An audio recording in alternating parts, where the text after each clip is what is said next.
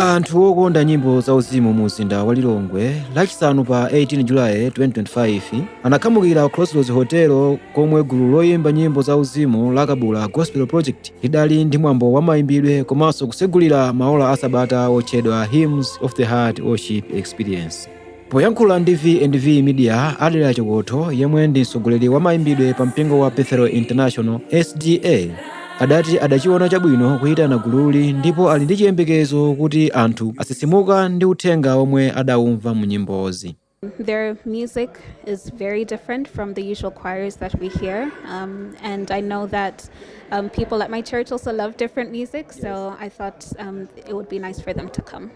My message to everyone is that whether you are here physically or watching online, that you worship with us, and that this is not only a one-time event for you, but that your hearts will always be filled with worship and praise.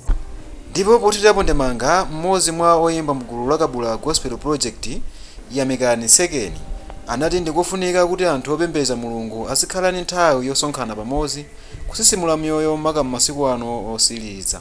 Kwa ifeyo timachitenga ngati anthu aja akuzapemphera asabwere ngati akubwera ku show, chifukwa akabwera ngati akubwera ku show samva uthenga umene tufuna tipereke. Komano abwere kunena kuti ndikupita ku chalichi ndifuna ndikapemphere, ndikamachoka ku chalichi kuja ndikhaudi mzimu wanga wakwezedwa komanso moyo wanga wauzimu ifiniso wakuthupi wasintha, ndeno chiyang'ano chathu ndi chimene chocho. Gulu la Kabula Gospel Project ndi gulu la anyamata ndi asikana ochokera mu mzinda wa Blantyre ndipo lili ndi mamembala kuchokera m'mipingo yosiyanasiyana mu mzindawu. M'malo mwa V&V Media mu mzinda wa Lilongwe ndine Chiyanjano Chipande Jero.